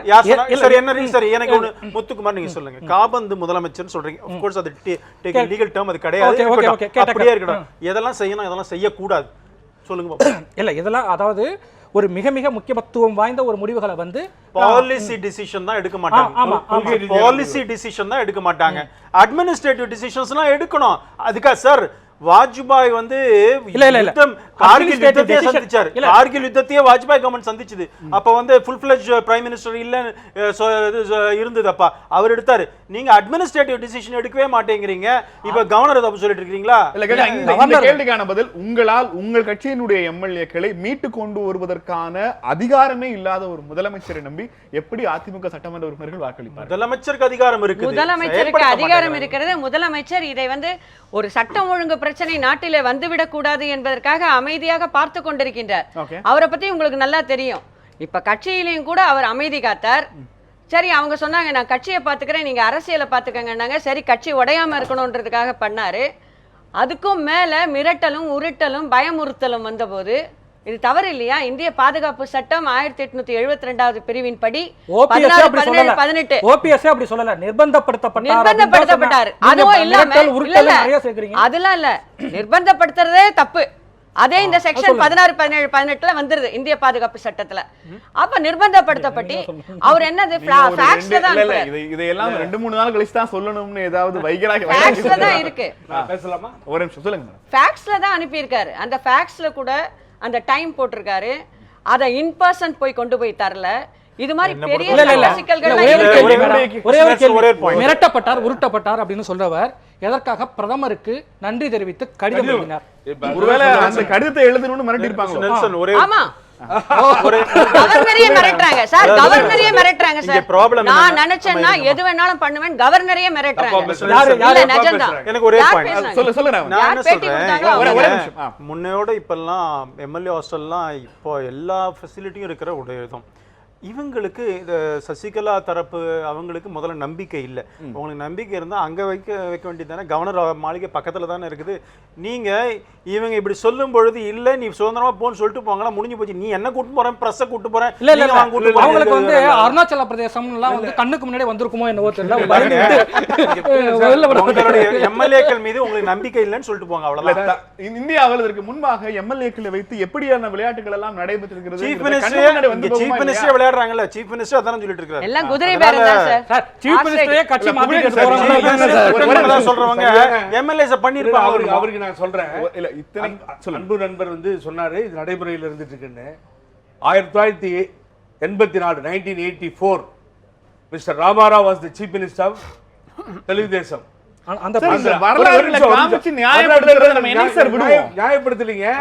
நியாயப்படுத்தல. இந்த ஆளுநரை பத்தி நான் குறை சொல்லல. அங்க இருந்த ஆளுநர் ராம்லால் விளையாட ஆரம்பிச்சு பாஸ்கர் ராவ்ன்ற துரோகி முதுகுல குத்துனா, இப்ப பன்னீர்செல்வம் பண்ண மாதிரி முதுகுல குத்துன பின்னாடி ராமாராவுக்கு அந்த எம்எல்ஏஸ் கொஞ்சம் பேர் போன பின்னாடி 161 சட்டமன்ற உறுப்பினர்கள் நந்தி ஹில்ஸ் கர்நாடகாவில் அப்ப இருந்த ராமகிருஷ்ணனுடைய சீஃப் மினிஸ்டரால பாதுகாக்கப்பட்டு பின்னால் குடியரசு மாளிகைக்கு அழைத்து செல்லப்பட்டு பரேட் நடந்தது. ராமாராவ் தெருவில் படுத்தார். அதுக்கு பின்னாடி பிரசிடென்ட் ஆஃப் இந்தியா இந்த சேம் ராமராவ் கவர்னரை டிஸ்மிஸ் பண்ண சரித்திரம் உண்டு. அங்கே வந்து அந்த சரித்திரத்தை இன்னொரு தொடர்ச்சி சொல்லலாமா? இல்ல இல்ல இல்ல தெரியுமா, ஆளு ஒரு மாநிலத்தோட தொடர்ச்சி சொன்னா நல்லா இருக்கு. ராமராவ் பக்கம் இருந்தது, எதிர்க்கட்சிகள் எல்லாம் வந்தாங்க. இப்ப உங்க கூட யாருமே வர மாட்டாங்க. தமிழ்நாட்டு மக்களே உங்க கூட நாளைக்கு காலையில நான் அடிச்சு சொல்லிட்டு இருக்கேன் எங்க பொதுச் செயலாளர்கள் எல்லாருக்கும், டெல்லியை நோக்கி செல்வோம். டெல்லியை நோக்கி சென்று 125 எம்எல்ஏ நாளைக்கு காலையில நிக்கட்டும். அரசியல் சூழ்நிலை எப்படி மாறுகிறது சார்? தமிழ்நாட்டு மக்கள் கிட்ட போக சொல்லுங்க சார். தமிழ்நாடு மக்கள் கிட்ட போறோம். ஒவ்வொரு தொகுதிக்கும் போக சொல்லுங்க சார். ஒரு தொகுதிக்கும் போய் மக்களால் தானே தேர்ந்தெடுக்கப்பட்டிருக்காங்க. சட்டமன்ற உறுப்பினர்கள் மக்கள் கிட்ட போகணும். இப்போ எதுக்காக மக்கள் கிட்ட போகணும்? இப்போ போக வேண்டிய ஃப்ளோர் டெஸ்ட் தான். எதுக்கு மக்கள் கிட்ட போகணும்? காலையில சார் எதுக்கு போகணும்? நீங்க சொல்லுங்க. நான் முடிச்சிடுறேன். காலையில ஒரு வாட்ஸ்அப் ஸ்டார்ட் ஆகும். இல்ல எனக்கு நீங்க இந்த நிகழ்ச்சி மட்டும் இல்ல, தமிழ்நாடோட பொலிட்டிக்கல் சினாரியோ அப்படியே இந்த நிகழ்ச்சியில் பிரதிபலிக்கிறது. ஆனால் இதனுடைய முடிவு ஒரு எந்த பிரிவுக்கும் பெரும்பான்மை இல்லாத ஒரு அமைப்புக்கு சட்டப்பேரவையில் நீங்க கொண்டு போயிட்டு இருக்கீங்களா புகழேந்தி சார்? இல்ல இல்ல இத வந்து நான் தெளிவாவே சொல்றேன். ரொம்ப எளிமையான கேள்வி, ரொம்ப எளிமையான நேரடியான கேள்வி. உங்களுக்கு பெரும்பான்மை இருக்கும் பட்சத்தில், நீங்கள் சொன்னால் சசிகலாவை ஆதரிக்க தயாராக இருக்கும் பட்சத்தில், அதிமுகவுக்கு இப்போது வரை விசுவாசமாக இருக்கும் பட்சத்தில், அதிமுக பொதுச் செயலாளர் சசிகலா 3 முறை அங்கு போய் சேர்ந்து 3வது நாள் அங்கேயே தங்கி அவர்களை பாதுகாக்க வேண்டிய அவசியம் என்ன சார்? பாதுகாக்கிற கொஸ்டினே இல்ல சார். தயவு செஞ்சு நீங்க தப்பாக பாதுகாக்கிற கொஸ்டின் இல்ல. இப்ப பொதுச் செயலாளர் அங்க இருந்தாங்க, காலையில கோர்ட் வர்த்திட்டு வந்துருச்சு. அதுக்கு பின்னாடி புதிதா ஒரு தலைவரை தேர்ந்தெடுக்கணும். எல்லாரும் அங்க இருந்தாங்க, இம்மீடியட்டா தேர்ந்தெடுக்கிறதுக்கு வசதியா இருந்து தேர்ந்தெடுத்து. இது எல்லாமே அதிமுக தலைமை அலுவலகத்திலயோ எம்எல்ஏ ஹாஸ்டல்லயோ போயஸ் கார்டன்லயோ செய்யக்கூடாதா? ஏன் அங்க நடத்த கூடாதுன்னு எனக்கு பதில் சொல்லுங்க முதல்ல. நீங்கள் எம்எல்ஏக்களை இந்த பொதுத்தளத்துல நிறுத்தி வச்சிருக்கீங்கன்னு சொல்றேன். ஏன் கேள்வி கேட்கணும்? ஏன் கேட்க கூடாது? எங்களுடைய உரிமை எங்க வேணாலும் போவாங்க. நாங்க வந்து ஓட்டு போட்டு தேர்ந்தெடுத்துறோம். மக்கள் சார்பா நாங்க பேசுறோம். எங்க வேணாலும் போவோம், எந்த இடத்துல வேணாலும் தேர்ந்தெடுப்போம். ஜனநாயக உரிமை. நெல்சன், எனக்கு ஒரே ஒரு கேள்வி. ஓபிஎஸ் பக்கம் இருக்கக்கூடிய 7 எம்எல்ஏக்களும் எங்கே வைக்கப்பட்டிருக்கிறார்கள்? அவங்கவங்க வீட்டுல தான் இருக்காங்க. காமிங்க. எங்க காட்டுறது? எப்படி காட்டுறது? காட்டுறேன். இல்ல, இப்ப என்னுடைய கேள்வி, சென்னை உயர்நீதிமன்றத்துல இந்த வழக்கு வருகிறது. எம்எல்ஏக்கள் தங்கள் சுய விருப்பத்தின் பேரில் தான் கூவாத்தூர்ல தங்கி இருக்கிறாங்கன்னு காவல்துறை ஒரு அறிக்கை கொடுக்கிறது. எம்எல்ஏக்கள் சொன்ன பிறகு நீதிமன்றம் எப்படி தலையிட முடியும் நீதிபதிகள் கேட்கிறாங்க. மிக முக்கியமான கேள்வி, இப்போது ஏன் எம்எல்ஏக்கள் போய் மக்களை பார்க்க வேண்டும்? நீங்க அதுக்கு இவ்வளவு தூரம் துடிக்கிறீங்கன்னு எனக்கு புரியல. ஏன் சார் மக்களால் தேர்ந்தெடுக்கப்பட்டவங்க பல பிரச்சனை இருக்கு. தொகுதியில இருக்கட்டும், இல்ல சட்டமன்ற இதுல இருக்கட்டும், விடுதியில இருக்கட்டும், இல்ல தலைமை அலுவலகத்துல செய்யட்டும், இதெல்லாம் விட்டுட்டு கூவத்தூர்ல ஒரு தீபகற்பத்துல போய் அவங்களை வச்சிருக்க வேண்டிய அவசியம் என்ன? கேட்டா அவர்கள் உல்லாசமாக இருக்கிறார்கள் வேற பேட்டி கொடுக்குறாங்க. சாப்பிடணும் எங்க தூங்கணும்னு நீங்க ஏன் டிசைட் பண்றீங்க? ஏன் சார் எங்களால் தேர்ந்தெடுக்கப்பட்டவர்களை பத்தி ஒரு டெசிஷன் எடுக்கிறதுக்கு மக்களாகிய எங்களுக்கு உரிமை கிடையாதா? அப்ப மக்கள்லாம் மடையர்களா? இல்ல இப்ப இங்க இருக்கிற கேள்வி அவங்க டூருக்கு போக கூடாதுங்கறத சொல்றதுக்கு நீங்க யாருங்கறது சார் இந்த சூழ்நிலையில டூருக்கு ஏன் சார் போறாங்க? எவ்வளவு பெரிய பிரச்சனை நடந்துட்டு இருக்கு, டூருக்கு போறாங்க, உல்லாசமா இருக்கிறாங்க. என்ன சார் கேள்வி கேட்டாரு? அப்ப மக்களை எல்லாம் நீங்க வந்து உங்களுக்கு வாக்களித்தவர்களாக நினைக்கிறீங்க? அவனும் வாட்ஸ்அப்ல போன்லயும் அல்லாடிட்டு இருக்கான், கம்ப்ளைன்ட் கொடுக்கறான். ஓ பன்னீர்செல்வம் ஏன் மக்கள் சொல்றேன் நானு நேரடியான கேள்வி. ஓ பன்னீர்செல்வம் உள்ளிட்ட 9 எம்எல்ஏக்கள் செய்து கொண்டிருக்கிற எந்த ஜனநாயக பணியை அந்த எம்எல்ஏக்கள் செய்யவில்லைன்னு சொல்றீங்க? ஓ பன்னீர்செல்வத்தோட இன்னைக்கு உதாரணத்துக்கு கேள்வி. உதாரணத்துக்கு இல்ல உதாரணமே சொல்றேன். 9 எம்எல்ஏக்கள் உதாரணமே என்ன சொல்றேன். பண்ணிட்டு இருக்காங்க? என்ன செய்யலாம்னு சொல்றீங்க? நேற்றைக்கு முன்தினம் ஊத்தங்கரை எம்எல்ஏ மனோரஞ்சிதம் அவர்கள் ஊருக்கு போயிட்டு பொதுமக்களை சந்திச்சிட்டு வந்திருக்காரு. மேடம் என்னுடைய கேள்வி, ஓ பன்னீர்செல்வம் அவர்கள் பதவியிலிருந்து விலகிய பிறகு நான் தெரு தெருவாக சென்று மக்களை சந்திப்பேன் அப்படின்னு அவர் சொன்னார். வீடு வீடாக சென்று மக்களை சந்திப்பேன்னு சொன்னார். இன்றைக்கு வரைக்கும் அந்த கிரீன்வே சாலையில தொடர்ந்து உட்கார்ந்து வரக்கூடிய எம்எல்ஏக்களையும் எம்பிக்களையும் ரிசீவ் பண்ணிட்டு தான் இருக்கிறத இது வரைக்கும் மக்களை சந்திக்கல. ஆனா நீங்க மக்களை சந்திக்காம அவங்கெல்லாம் போய் மக்களை சந்திக்கணும்னு சொல்லாததன் காரணம் என்ன? அவர் தேனி கூட போயிட்டு தானே வந்தாரு. எங்க போனாரு? போயிட்டு தான் வந்தாரு. இவர் சொன்னார்ல இல்ல இந்த உங்களுக்கு சட்டப்பேரவையில் பலம் இருக்கிற போது நீங்க ஃப்ளோர் டெஸ்ட்க்கு அழைக்கிறதுல எந்த விதமான தவறும் இல்ல. ஆனா எம்எல்ஏ ரிசார்ட்ஸ்க்கு போய் அவங்கள மீட்கணும்னு சொல்றதுங்கிறது ஒரு எதிர்நாட்டு படையெடுத்து போய் சார் அங்க இருந்து ஒருத்தங்க ஓடி வராங்க சார். ஒருத்தங்களா வந்து நாங்க ஆதரவு தரோம், எங்களை அடக்கி வச்சிருக்காங்க, அடக்குமுறையின் மீது நாங்க அங்க இருக்கோம் அப்படின்றாங்க. தமிழக முதலமைச்சர் ஓபிஎஸ் அவர்களுக்கு 2 வாய்ப்புகள் இன்னைக்கு செம்மலை வந்தாரு. 2 வாய்ப்புகள் இருக்கிறது. ஒன்று, சட்டப்பேரவையில் உங்கள் பெரும்பான்மை நிரூபிப்பது. எம்எல்ஏக்கள் அவர்கள் விருப்பத்திற்கு மாறாக அடைத்து வைக்கப்பட்டிருக்கிறார்கள்னா தன்னிடம் இருக்கிற காவல்துறை அதிகாரிகளை பயன்படுத்தி அவர்கள் அளிக்கிற புகாரின் பேர நடவடிக்கை எடுக்கிறது. இந்த 2யுமே செய்யாமல் தொடர்ச்சியாக சசிகலா தரப்பின் மீது குற்றம் சுமத்தி கொண்டே இருப்பது என்பது அரசியல் தவிர்த்து வேற என்ன? அப்ப சசிகலா தரப்பு செய்யறதெல்லாம் சரின்னு சொல்ல வரீங்களா? இந்த 2யும் நீங்கள் செய்திருக்கிறீர்களாங்கிறதான் கேள்வி. அந்த 2யும் நாங்க செய்வோம். அதுக்குரிய அறிக்கையும் கொடுத்துட்டாரா இல்லையா? சட்டமன்றத்துல என்னுடைய பலத்தை நிரூபிப்பேன் சொன்னாரா இல்லையா? அதான் முடிஞ்சிருச்சு. ஆமா அதற்கு சொன்னாரு. எம்எல்ஏக்கள் பற்றிய பிரச்சனை என்ன? இனிமே நிரூபிப்பாரு. இதற்கு பிறகு மாஃபாய் போகணும். நான் தான் சார் நாங்க என்ன நினைக்கிறோம்னா இன்னமும் கூட நாங்க கண்டிப்பாக ஆட்சி அமைப்போம் என்ற நிலையில நாங்கள் இருக்கின்றோம். நேர்ல போய் பேசுறோம்.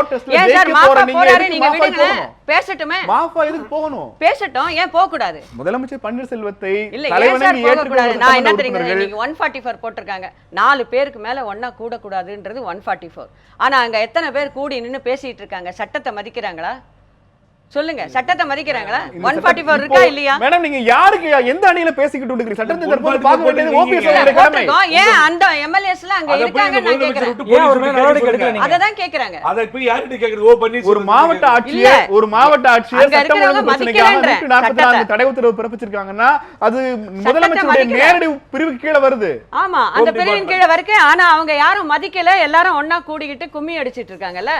தமிழக அரசியல் களத்துக்கு சற்றே குறையாமல் இருக்கிறது கேள்வி நேரத்தினுடைய களம். என்னுடைய நிகழ்ச்சியின் நிறைவு கேள்வி, தமிழகத்தினுடைய அடுத்த கட்டம் என்பது ஆட்சி தொடருமா அல்லது தலைமை மாறுமா அல்லது மறு தேர்தலை சந்திக்குமா? இதற்கான வாய்ப்புகள் என்ன முத்துக்குமார் உங்களை பொறுத்த வரைக்கும்? என்னை பொறுத்த வரைக்கும் வந்து ஆளுநர் இப்பொழுது மீண்டும் பந்து ஆளுநர் கையிலேயே வைந்திருக்கிறது. அவருக்கு பல்வேறு விதமான வாய்ப்புகள் இருக்கு. முதல் வாய்ப்பு வந்து எடப்பாடி பழனிசாமி அவர்களுடைய கோரிக்கை மனு, அதாவது நான் ஆட்சி அமைக்க உரிமை கோருகிறேன் அப்படின்னு சொன்ன பிறகு அதற்கான அழைப்பை விடுப்பது தான் வந்து அவருக்கான. எடப்பாடி பழனிசாமிக்கான வாய்ப்பு என்பது அதிமுக சட்டமன்ற உறுப்பினர்களிடம் இல்லை அப்படிங்கிறத செம்மலை சொல்லியிருக்கிறாரு. அதற்கான சாத்தியக்கூறுகள் இருக்கிறதா? இல்ல, செம்மலை சொல்வதை வந்து ஆளுநர் வந்து அப்படியே நம்பணும் அப்படிங்கிறது அவசியம் இல்லை. ஏன்னா வந்து இன்னைக்கு கையெழுத்தோட அந்த உரிய கடிதங்களோட அவர்கிட்ட வந்திருக்கு. இன்னும் சொல்லப்போனால் அந்த கடிதம் வந்து அவருக்கு நம்பத்தகுந்ததாக இருக்கிற பட்சத்தில் யாரை வேண்டுமானாலும் ஆட்சி அமைப்பதற்கான அந்த யுக்தானுசார அதிகாரம்ங்கிறது வந்து ஆளுநருக்கு இருக்கு. அதை பயன்படுத்தி அவர் எடப்பாடி பழனிசாமியை முதலமைச்சர் ஓ பன்னீர்செல்வத்தினுடைய நம்பிக்கை கோரும் தீர்மானமா அல்லது எடப்பாடி அவர்களுக்கு பதவி பிரமாணம் செய்து வைத்து விட்டு ஃப்ளோர் டெஸ்டுக்கான வாய்ப்பு இருக்கு? இல்ல, ஆளுநருக்கு என்னுடைய கணிப்பு என்னவா இருக்குன்னா அவர் வந்து எடப்பாடி பழனிசாமியை அழைப்பதுதான் அவருடைய முதல் வாய்ப்பாக இருக்குங்கிறது என்னோட நம்பிக்கை. அதே சமயத்தில் சிட்டிங் சிஎம் அப்படிங்கிற ஒரு அடிப்படையில் அவருக்கான, ஏன்னா வந்து இப்போ பதவி பிரமாணங்கிறது வந்து செய்து வைத்த பிறகுதான் எடப்பாடி பழனிசாமியை ஃப்ளோர் டெஸ்ட்டுக்கு குறிப்பிடணும். அதனால அந்த வாய்ப்பை தவிர்க்கும் விதமா முதலமைச்சராக இருக்கக்கூடிய ஓ பன்னீர்செல்வத்துக்கு கூட வாய்ப்பு கொடுக்கலாம். ஆனா முதலமைச்சர் ஒருவேளை நம்பிக்கைக்கு வரும் தீர்மானத்துல தோல்வி அடைஞ்சா அந்த அமைச்சரவையை முற்றிலுமா முடங்கி போகுமே. இல்ல, அதாவது அந்த அந்த இது வந்து நம்பிக்கை கோரும் தீர்மானம் அப்படிங்கிறது தோல்வி அடைஞ்சிடும். அதன் பிறகு சட்டமன்றத்தை அவர் முடக்கி வைக்கலாம். சிறிது கால அவகாசம் கொடுத்து மீண்டும் ஒரு உறுப்பினரை அல்லது அந்த அடுத்த வரை அழைப்பதற்கான வாய்ப்புகள் ஆளுநருக்கு இருக்கிறது. பிறகு நம்பிக்கை கோரும் தீர்மானத்தை வந்து புதிய ஆளுங்கட்சி தலைவர் எடுப்பார். மறு தேர்தலுக்கான வாய்ப்பு எந்த அளவுக்கு இருக்கிறது? இல்லை, இந்த ஒருவேளை வந்து ஆளுநர் எவ்வளவு தூரம் காலதாமதம் செய்கிறார் அப்படிங்கிறத பொறுத்து தான் அதற்கு தொடர்ந்து காலதாமதம் செய்து கொண்டே இருந்தால் நிச்சயமாக தேர்தலை நோக்கி நகருகிறது தமிழகம் அப்படிங்கிறது தான் என்னுடைய பொருள். இப்போ தமிழகம் என்பது ஆளுநர் கையில் இருக்குங்கிறது உங்களுடைய பதில். ஆமா ஆமா ஆமா, கையில் இருக்கக்கூடாது என்பதும் என்னுடைய விளைவு. ஆளுநருக்கு முன்பாக இருக்கிற வாய்ப்புகள் என்ன? தேர்தலுக்கான சாத்தியக்கூறுகள் இருக்கிறதா அல்லது ஆட்சி தலைமை மட்டும் மாறி தொடர்றதுக்கு வாய்ப்பு இருக்குது? நம்பர் 1, அதாவது முதலமைச்சர் பன்னீர்செல்வம் ரிசைன் பண்ண உடனே இஸ் ரெசிக்னேஷன் வாஸ் அக்செப்டட் அப்படிங்கிற வரைக்கும் கரெக்ட். ஆனால் அதுக்கப்புறம் ஒரு நியூ டெவலப்மெண்ட்டு, அவர் அந்த ரெசிக்னேஷனே கோயர்சிவாக ப்ரெஷர் பண்ணி வாங்கிட்டாங்கன்னு சொல்லி அதற்கான கவர்னரை சந்திக்கும் பொழுது அதை பற்றி சொல்லியிருக்கிறாரு, மனு கொடுத்துருக்கிறாரு. Governor should act on that complaint. அந்த கம்ப்ளைண்ட்டுக்கு அவர் முடிவு சொல்லணும். இப்போ கவர்னர் என்ன பண்ண போறாரு, என்ன அது உண்மையா பொய்யா என்ன சொல்லணும். அவர் அப்படி சொல்லும் பட்சத்தில் அது உண்மை இல்லைன்னு வரும்பொழுது முடிவு அதுக்கேற்ற மாதிரி எடுக்கணும். அப்படி அதாவது உண்மைன்னு சொன்னால் அவர் திருப்பி சீஃப் மினிஸ்டருக்கு ஃப்ளோர் டெஸ்ட் எதுவாக இருந்தாலும் ஃப்ளோர் டெஸ்ட் போயிடணும். ஃப்ளோர் டெஸ்ட்டுக்கு சான்ஸ் கொடுக்கணும். திரு முத்துக்குமார் சொன்னது போல சான்ஸ்ங்கிறது ஓபிஎஸ்க்கு கொடுக்கணும். அங்கே டிஃபீட் ஆகிட்டார்னா சஸ்பெண்டட் அனிமேஷன்லாம் தேவையில்லை. நான் ஒரு விஷயம் உங்களுக்கு ரீகலெக்ட் பண்ணுறேன். 13 நாள் வாஜ்பாய் பிரதமராக இருந்தார். 13 நாள் கழிச்சு அடுத்த கவர்மெண்ட் வந்துருச்சு. ஃப்ளோரில் நம்ம வெற்றி பெற முடியல, அடுத்த கவர்மெண்ட் வந்தாச்சு. அதுக்கு 2-3 நாள் டைம் எடுத்துக்கலாம். இன்றைய ஆளுநருடைய போக்கை வச்சு நான் சொல்றேன். அதனால அடுத்த கவர்மெண்ட் வர முடியும். அது வந்து எப்படிங்கிறது நான் என்ன சொல்றேன், எதுவாக இருந்தாலுமே கிளைம் பண்ற அத்தனை பேருமே நிரூபிக்க வேண்டிய இடம் ஃப்ளோர். அதுதான் பொம்மை ஜட்ஜ்மெண்ட்லாம் இருக்கு. அதனால ஆனால் அதற்கு முன்னாடி கொயர்சிவா அண்டர் டியூரஸ் வாங்கின அந்த லெட்டருக்கு அந்த நிச்சயமாக கவர்னர் பதில் சொல்லுவாருங்கிற நம்பிக்கை எனக்கு இருக்கு. அதை தாண்டி தான் மீதிலாம் அதற்கு ஏதாவது முடிவு பண்ணிட்டு தான் மீதி விஷயங்கள் நடக்க வாய்ப்பு இருக்குதா நான் நினைக்கிறேன். இல்லை, குடியரசுத் தலைவர் ஆட்சிக்கு ஏதேனும் வாய்ப்பு இருப்பதாக பாஜக கருதுகிறதா? எனக்கு வந்து அது அந்த வாய்ப்புன்னு ஏற்படுத்தினா அது அதிமுக தான் அந்த ஏற்படுத்தணும். அவர்கள் ஃப்ளோட் லிஸ்ட்ல வந்து எனக்கு இது சசிகலா தரப்பு இவர் இப்போ வெற்றி பெற்றாலும் சரி, இவங்க வெற்றி பெற்றாலும் கவர்மெண்ட் போகுது. அது குடியரசுத் ஆட்சியை நோக்கி செல்லணுமா, தேர்தலை நோக்கி செல்லணுமா வேண்டாமான்னு அவங்க முடிவு பண்ற விஷயம் தான். இது நம்ம கிட்ட இல்ல. ஓகே, கவர்னர்கிட்ட ஒண்ணு கிடையாது. உங்களை பொறுத்த வரைக்கும் இந்த நகர்வுங்கிறது எப்படி போகும்? நீங்க 2 பதில திரும்ப முன் வச்சிருக்கீங்க. ஜெயிக்க போறோம்னு சொல்லிருக்கீங்க, எம்எல்ஏக்கள் அணுக முடியலன்னு சொல்லிருக்கீங்க. இந்த 2ல எதையாவது ஒண்ணுதான் நாங்க ஏத்துக்க முடியும். அது எதை ஏத்துக்கணும்? இவர் சொன்னது போல, சகோதரர் சொன்னது போல, ஓ பன்னீர்செல்வம் அவர்கள் அளித்த அந்த கம்ப்ளைண்ட் மேல கவர்னர் நடவடிக்கை எடுக்கிறது முதல் கட்டம். இரண்டாவது கட்டம் கண்டிப்பாக புரட்சி தலைவி அம்மா அவர்களின் ஆட்சியை ஓபிஎஸ் அவர்கள் நிர்ணயம் பண்ணுவார்.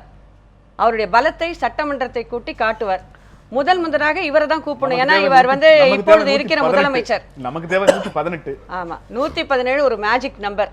அதை கண்டிப்பா இவர் செய்வார் அப்படின்ற நம்பிக்கையோட மக்கள் காத்திருக்காங்க. இந்த நாடும் எதிர்பார்த்து கொண்டிருக்கிறது. இது நிச்சயம் வந்து புரட்சி தலைவி அவர்களின் ஆசையால நடக்கும்ன்ற நம்பிக்கை எங்களுக்கும் இருக்கு.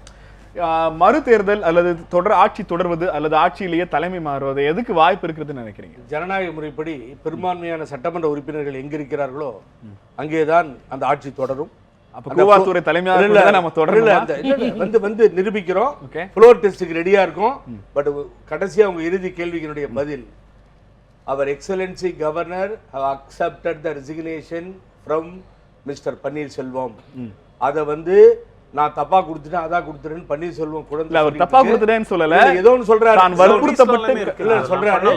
அதை வந்து சட்டத்துல இருந்தா அதை முதல்ல ஆளுநர் ஏத்துக்கிறாரான்றத பொறுமையா பார்ப்போம். ஆளுநர் அடக்கி இருக்கிறார். ஃப்ளோர் டெஸ்டுக்கு அனைத்து இந்திய அண்ணா திராவிட முன்னேற்ற கழகம் தயாராக இருக்கிறது. தமிழகம் யார் கையில் என்கிற பிரதானமான கேள்விக்கு தமிழகம் தற்போது வரைக்கும் கவர்னர் கையில் தான் இருக்கிறது. இந்த முதலமைச்சராக ஓ பன்னீர்செல்வம் அவர்கள் தொடர்ந்தாலும் கூட எடப்பாடி பழனிசாமியை ஆட்சி அமைப்பு அழைப்பாரா? முதலமைச்சராக தான் வற்புறுத்தப்பட்டு ராஜினாமா கடிதம் வழங்கப்பட்டதான ஓபிஎஸ் அவருடைய குற்றச்சாட்டுக்கு ஆளுநருடைய பதில் என்ன உள்ளிட்ட பல கேள்விகளுக்கான விடைகள் ஓரிரு நாட்களில் கிடைக்கும் என்று நம்பலாம். நிகழ்ச்சியில் நம்மோடு பங்கெடுத்த கருத்தாளர்கள் நால்வருக்கும் சட்ட ஆலோசனை வழங்கிய முன்னாள் நீதியரசர் கற்பக விநாயகம் அவர்களுக்கும் கேள்வி நேரம் தனது மனமார்ந்த நன்றியை தெரிவித்துக் கொள்கிறது.